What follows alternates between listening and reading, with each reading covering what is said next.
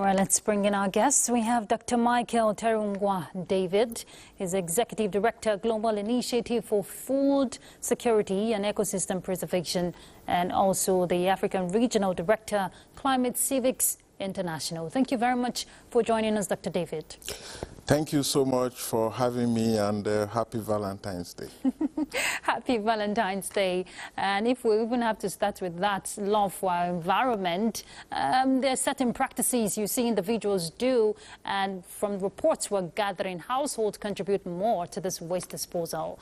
I'd like to get your perspective regarding Nigeria's waste management issue.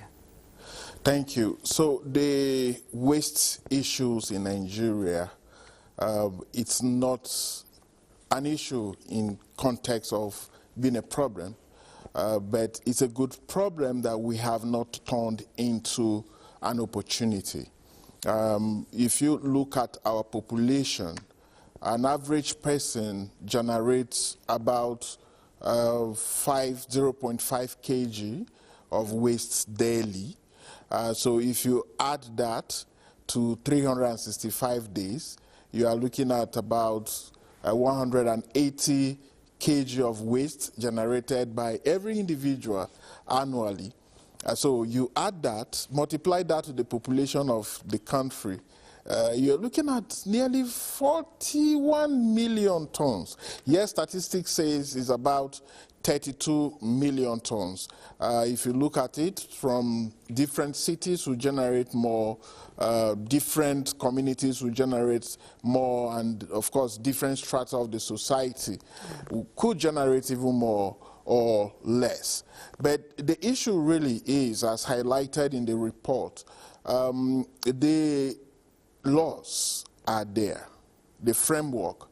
For example, the latest one being the National Policy on Waste Management is very new, just about 2020, about 5 years ago. Yeah. The National Environmental Policy on Waste and Sanitation, 2009. And nearly every state in this country have state waste management agencies. So why is it not working? That is the question, Dr. David, I'm going to be throwing back at you.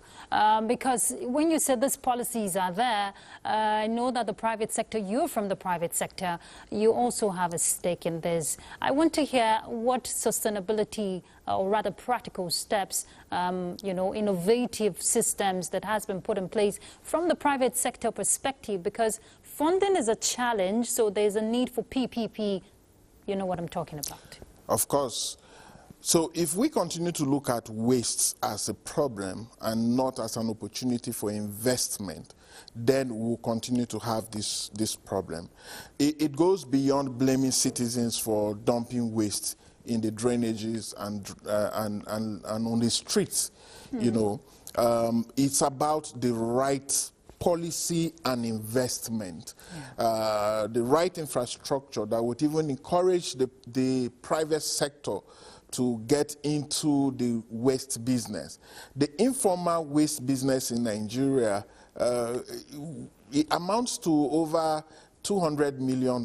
If you check what the informal sector is, from the attention that is focused on plastic, on metals, you know, leaving out the major chunk of bio-waste. So if you take a look at the different waste we have, if you segregate, we have solid waste, liquid waste, you know, we have medical waste, we have bio-waste, and so many others. Our attention is always on the solid waste, and strictly plastics, and of course metal. We leave the other bio-waste. Yeah. Bio-waste, which is even more in number in terms of percentage. We don't touch it at all, but it provides big opportunity for investment. With bio-waste, you are generating organic manure. With bio-waste, you are generating biogas. Yeah. With bio-waste, you know, you are creating jobs for our farmers. You are fertilizing our soils that are going, infertile at the moment. So it's a huge opportunity. But for the private sector to invest in this, the infrastructure has to be right, starting from the home. Waste segregation, a big issue. If we continue with the system of mopping up, lumping everything together and just trashing, then it's difficult for anyone to invest, because the big issue is waste segregation. You know, this waste segregation, it's working in other climes of the world, around the world. For Nigeria, I don't know how that will work, especially when people are just used to dumping everything in the bin. That aside, you talked about the investment. There's also the aspect of recycling initiative, which we see the private sector more into the recycling thing. And the federal government has also shown commitment to this recycling, which needs a lot of investment. I'd like to get your submission on the kind of commitment the private sector is getting at the federal and at the subnational to make this thrive, talking about recycling. So there are two aspects to this. There is the user responsibility, and then there is also the producer responsibility. As a matter of fact, when it comes to plastic waste, it is cheaper to produce than to recycle. And that's why the producers will continue to throw out more plastic waste into the environment. Nearly all the plastics that have been produced are still within the environment. If you dump it, it flows into the ocean, it's there. If you burn it, it becomes emissions, and it goes into the atmosphere, and it's still there. So the right investment must come hand in hand with the producer responsibility, alongside public awareness to change the mentality of people to understand that waste in itself is not waste. And you see around, I don't want to call them people within the informal sector. You drop a plastic bottle, they pick them up. The scavengers. The scavengers, and even other people, But when you add all of this together and try to make it a business in some form, it's a bit difficult. For you to get 1 kg of that PET bottle, because if you want to sell, you have to compact all or break them into pieces, and then you weigh them. We tried at a time to introduce this to a school, and the students gathered all the plastic bottles that they had in the school for the whole term, and where they kept it, you will see a huge ton. But by the time it was compressed, it became very little. And in fact, the costs that we paid for, the entire quantity they had, the cost of transportation was even more than the cost of the entire quantity they had. So this also discourages the small-scale people to go south, and that's why the real investment has to be done. But for us to really get it right, is not to be looking at the federal government alone. I always want to emphasize on the states' governments, for example. We're looking at environment without borders. We are looking at waste without borders. In Abuja here, when it's about to rain, when the wind is very strong, you see plastic and the polythene bags flying all the way from Maraba Nyanyan or into the city. Maraba Nyanyan is in Nasarawa State, right? So the Nasarawa State government, on their own, need to take advantage of that population of people in Nasarawa State that generate, within that area, that generate that quantity of waste. Where does this waste go? Where does it end up? It shouldn't just be about the metals. The metals you won't find, because the scavengers will pick them up immediately. The plastic bottles, and it's money. They are gone. But the organic waste that is huge, that pollutes groundwater, that block all the drainages, that we produce on a daily basis from food waste, from all the markets around, We just need that right investment. And that cannot just come from the private sector alone. Like I keep saying, the government must set the line straight for the private sector to have confidence to really invest in waste recycling as it currently is. Dr. David, I know some state governments have demonstrated their commitment with policy implementation, but more commitment needs to be done. We'll pause, we'll take a break, we'll be back, we'll pick up. As the Kano state government intensifies the implementation of its new waste management policy, sanitation is now being taken directly to the streets. Fatima Sanusi Karai reports. Our attitude is not peculiar to Kano alone. For years, heaps of waste have clogged streets, markets and neighborhoods, turning daily life into a struggle against filth and disease, while waste picking remained a means of survival at the margins of many scavengers. Today, the story is slowly changing. Through a structured intervention by the Refuse Management and Sanitation Board, Kano State, scavengers are being trained on modern techniques for safe waste collection and how to connect with organized waste operators. We are trying to establish a waste bank in schools also, where students will be bringing in their recyclable items to the bank. That bank will be set up in 100 schools for starting within Kano Metropolis. For Awal, a young waste picker at one of Kano's busy collection points, he says the training has helped him separate plastic and metals properly. This training has helped me immensely. Now I make 3,000 to 4,000 daily. Beyond income, the program is also opening doors for women who are being trained to trade recyclable waste for essential household items. Government have to impose order on people to provide what is called polluter pays solution, that when you pollute, evacuate. For Awal, the future is beginning to be brighter. But for a city where indiscriminate disposal remains the norm, the consequences will be far less hopeful. In Kano, Fatima Sanusi Garai for Weekend File. Thank you, Fatima, for pointing out those issues. Dr. David, you saw Kano. That's just one, and we know it's peculiar to other states across the country. The health implication is my concern. You mentioned awareness, but are people really aware of these health implications of this open dumping?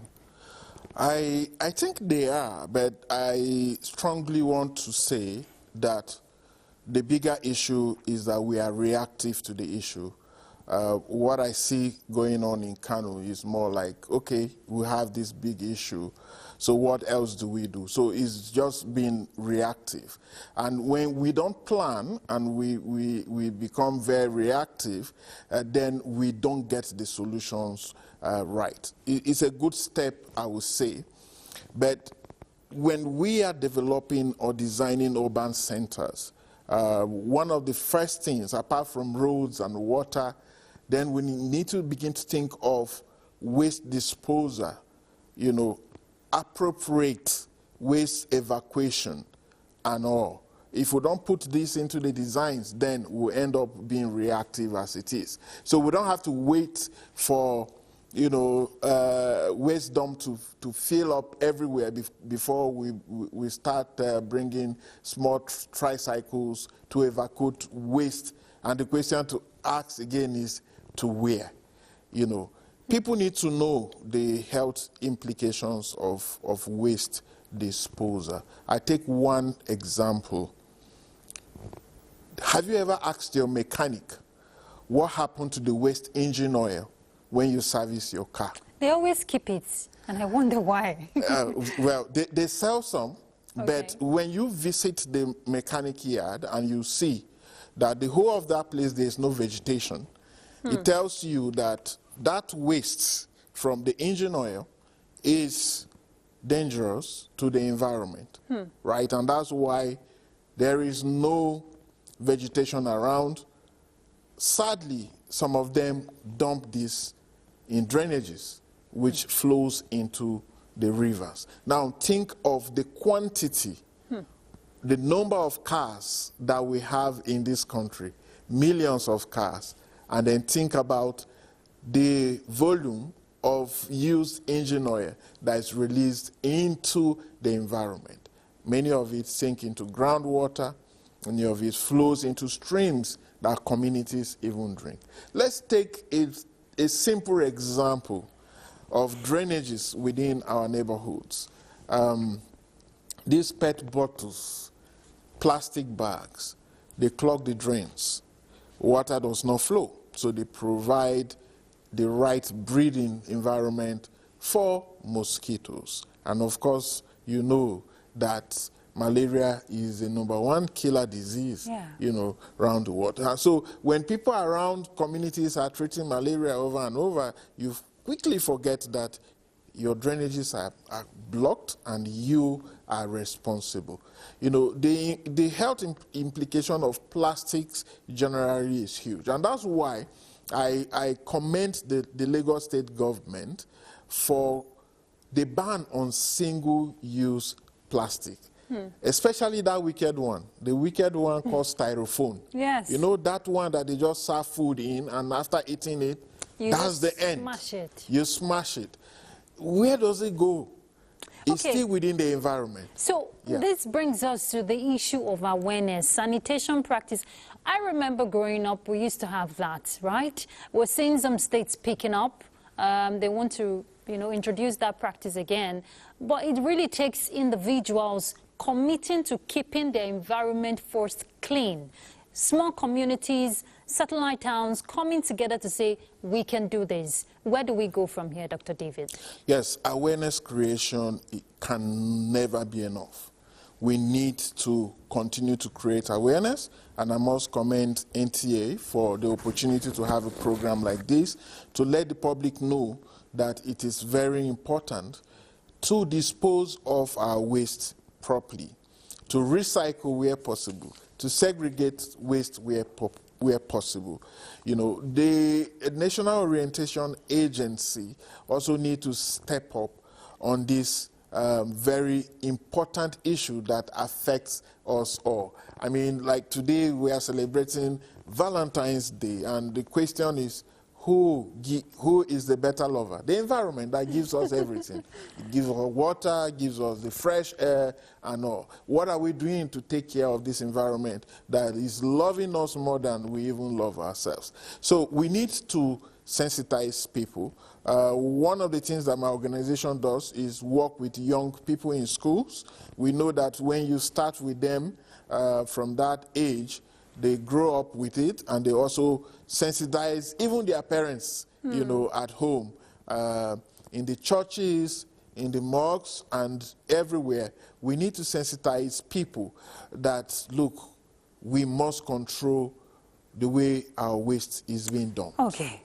Dr. Michael David, thank you so much. And if I'll add to that, I know the NOA has an art they play constantly on NTA that has to do with, is an animation and awareness on don't dump your refuse and all of that. But like you said, more can be done. Thank you so much for coming on Weekend File. And that's to enjoy your Valentine, Dr. David, because you've been hammering on Valentine. Thank you so much for having me. You're welcome. Thank you. You're welcome.